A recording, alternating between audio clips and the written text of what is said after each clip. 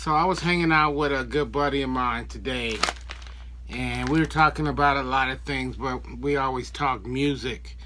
And she had brought up how she is a big Adele fan. You know what I mean? And so am I.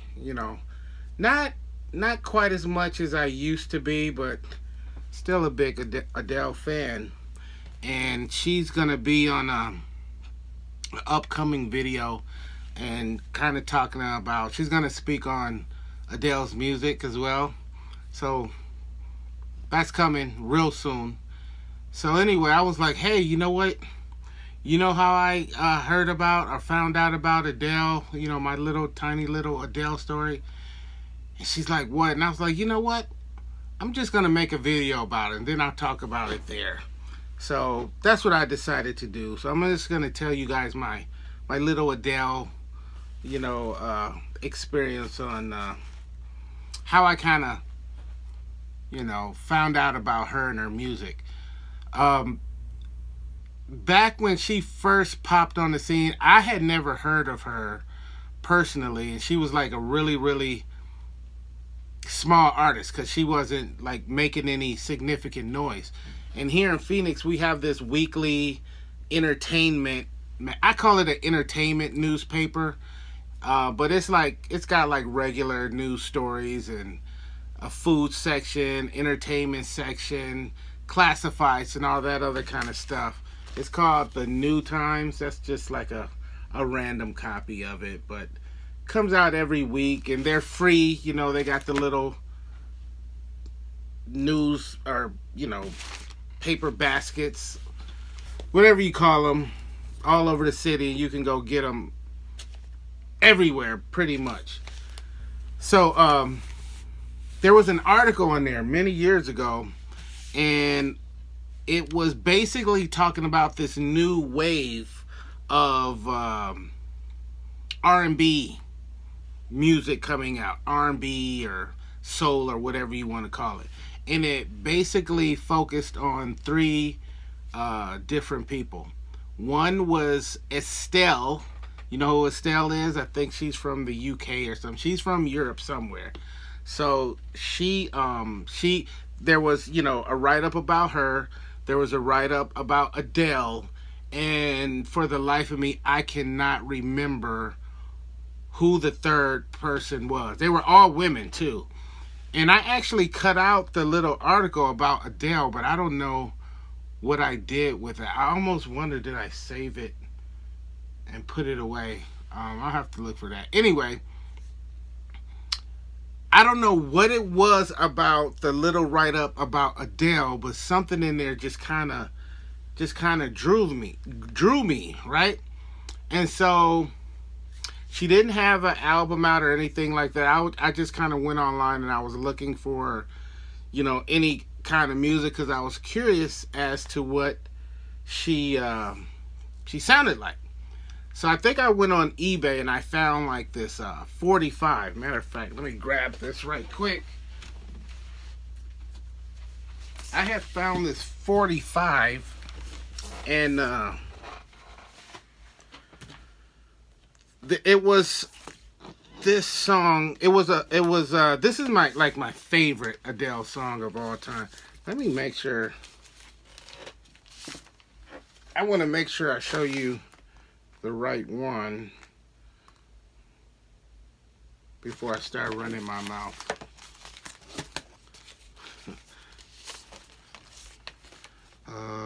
This one was okay. So this came out in 2008, and it's the "Make You Feel My Love" 45.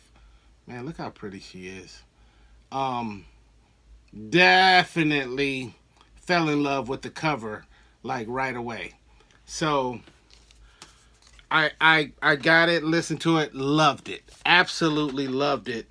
The B-side is "Painting Pictures." So I went back online to see what else I could find, and the only other thing I found was another 45, and that was "Hometown Glory," which is probably my second favorite song from Adele. So the B side of that is Fool That I Am, live in concert, which is, wow, that's pretty cool. Anyway, um, loved both of these 45s. What I don't recall exactly is I remember at some point I went to this record store and I saw a used copy of her CD. It was like $5-6. So I bought the CD. I still have it, and I loved it. I loved it, and the soulfulness of that first CD, 19, was she would say often back in those days, or actually, this was before I saw her do any kind of interviews, because again, she wasn't she wasn't a big name, not by a long shot. But later on, I went on to find out that she was always talking about Etta James. Etta James is her biggest inspiration, her favorite singer, and this, that, and the other thing. So later on, when I heard her say things like that, it made sense, and then that's where I could really, even more so, like feel the soul in her music and whatnot. At some point in time, I found out she was coming to Phoenix for a live show. And I think I told this story somewhere on my chest. Somewhere.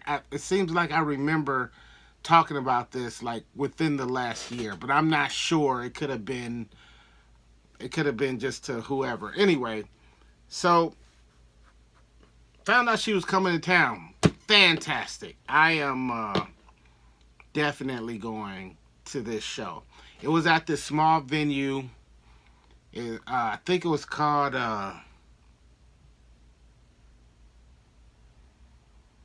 was it Mustang Sally's, or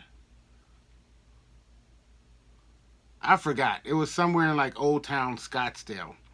This venue at the time, it held like maybe you could cram 300 people in there. And I found out about it like way ahead of time, like a whole month or something before she actually got here. So small venue, you know what I mean? But what I found out later is that apparently those were the size venues that she was doing, because she was on this small U.S. tour. And I believe the day before, 1 or 2 days before she came here to Phoenix, she was in LA, and she was at one of those award shows. I think she did a show there, and then she also was at an award show. And I think, because I never actually saw it, I never went to look for it, but I believe she won Best New Artist or something. So apparently, her name was ringing. I just hadn't heard anything. I don't know anybody that had heard anything about her, and I was like really into this chick. So I hadn't heard anything in that month before while the show was coming up. Nothing, no advertisements, no flyers, no talk, nothing. So I think the day before the show, or the day of the show, because it's a small venue, it probably wasn't any physical tickets. It was probably walk up. I'm not sure anyway. But I called the venue just to make sure that the show was still going down. So I called the venue and I asked them, hey, is that Adele show still happening tonight? They said, actually, it got moved, to the Marquee. Now, the Marquee is a lot bigger venue. This place held 300 people. Marquee holds like 1,500 people. So apparently, a few more people wanted to see her than expected. Okay, cool. I was taking this real fly chick with me. And so we go down to the Marquee. And there's a lot of people out there, you know what I mean? We walk past the scalper,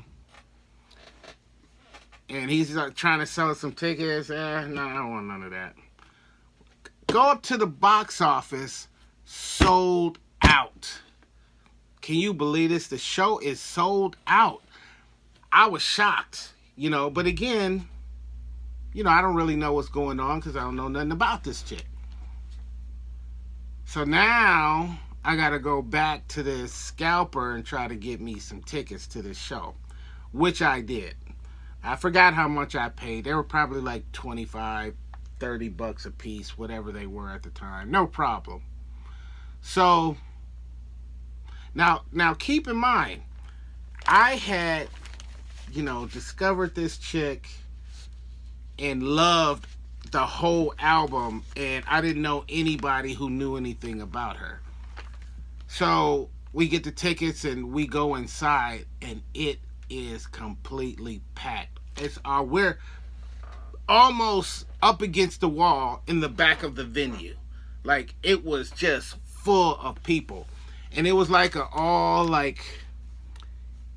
was, because to me, she was just like an R&B chick, not like heavy R&B. She wasn't on no, Jill Scott, Erica, D'Angelo type.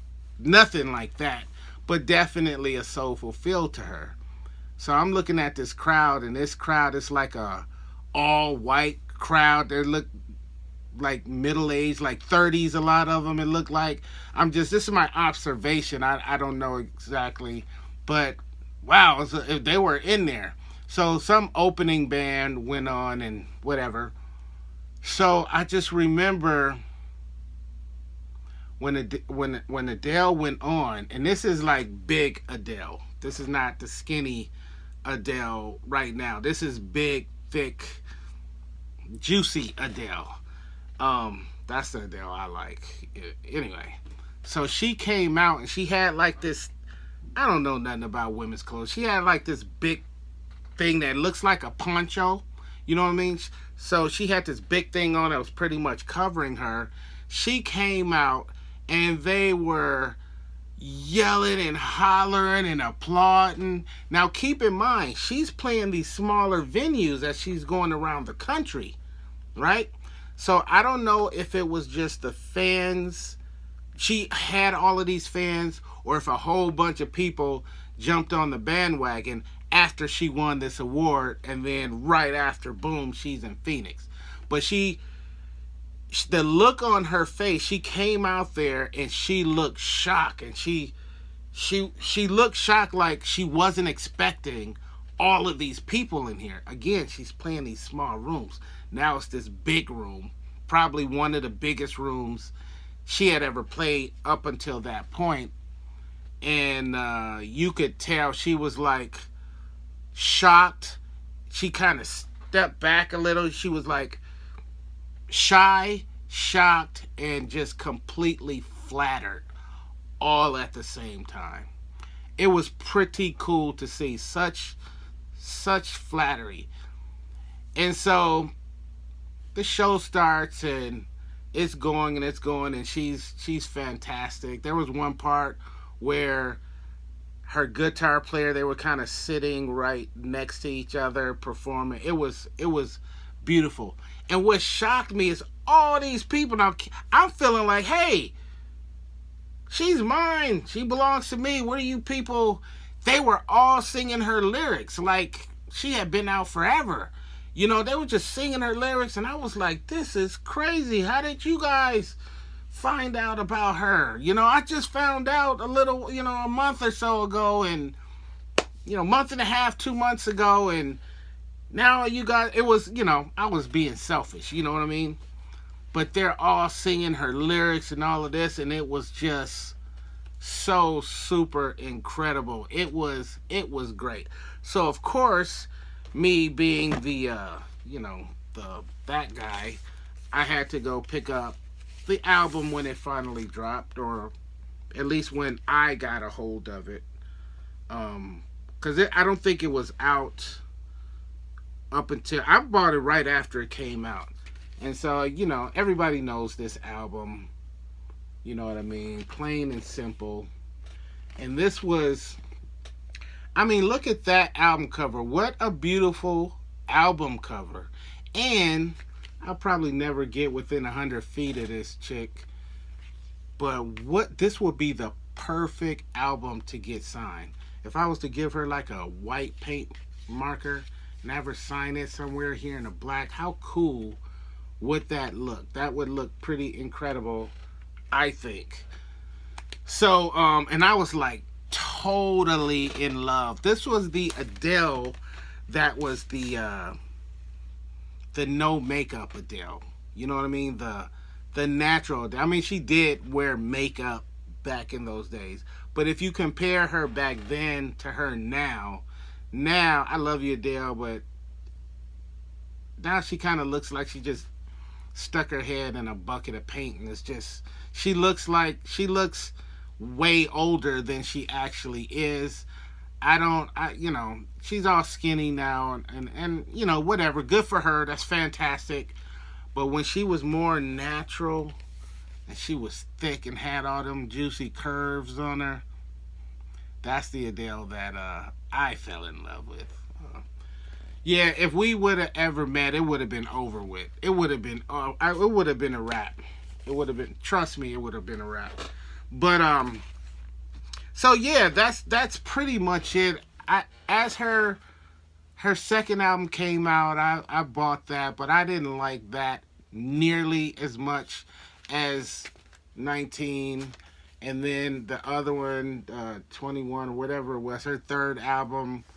By that time, I had pretty much given up because the sound went just completely pop.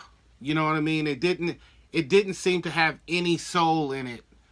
That's just my opinion. That's just my opinion. This one is, was a lot more soulful than, anything she did after this. So this is the one I got rid of, the other ones, and this is the one that I'm holding on to because I think by far this is her best album and her most soulful album. She might have some other soulful songs, I'm not sure, but it was nothing like these in my opinion. I just think this was a beautiful, beautiful album, and these two songs are the ones that are my very, very favorite out of everything that she has done. And so I just thought that was a cool story to, to show my love for this beautiful creature. And hopefully she will see this, dump that loser she's with. You know what I'm saying? Get with this Big Mac and leave them chicken nuggets alone. You still got a chance, Adele. You still got a chance, but you got to act fast. You understand what I'm saying? So, I hope you guys, enjoyed a little bit of me rambling and me reaching for something that's so far away out of the stratosphere that only a miracle could. Anyway, and then I remember some time went on and she super duper blew up, and she came back to Phoenix for a show, and I bought tickets for it. By this time, she was in a big arena. She was at America West or something like. I don't even know how many. A big arena. Like, she was large by that time. So I just remember I was like, okay, I'm gonna go down there. And I almost think it was 2 shows, but don't quote me on that. But I just know that it was huge, and she got sick. She got sick and she had to cancel the show. And when I think it was a while. I don't remember how long it took her before she was back. I can't remember if it was a year or 6 months or 3 months. I think it was probably 3-4 months before she came back. Maybe less than that. I don't exactly remember.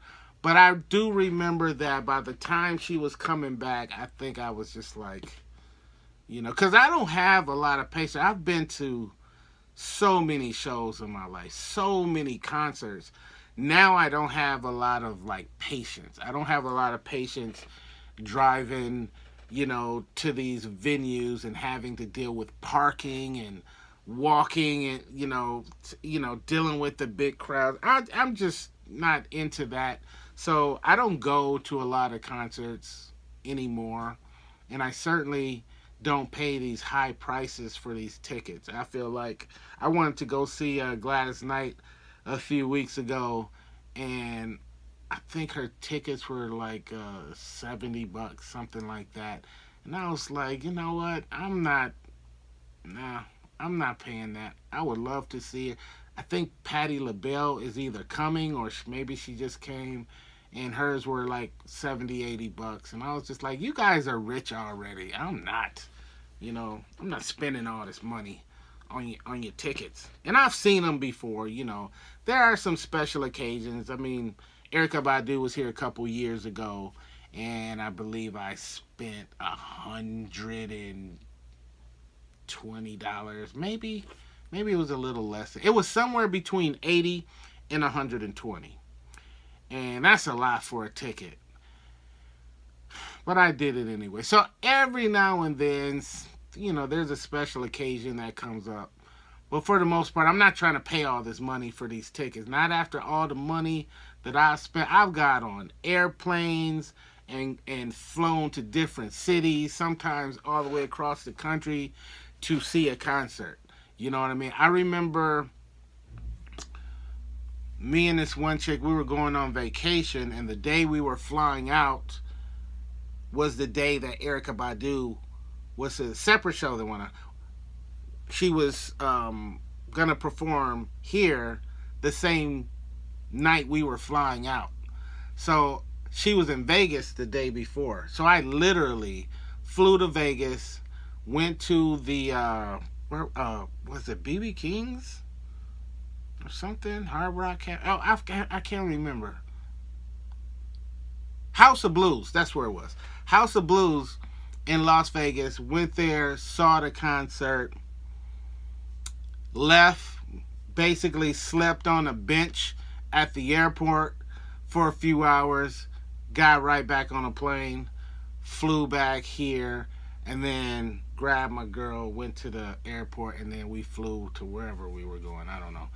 But so I've done some traveling, to these different places to see shows.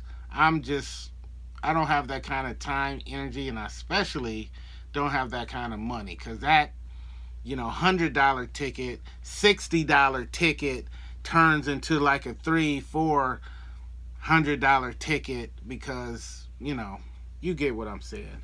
Anyway, love you, Adele.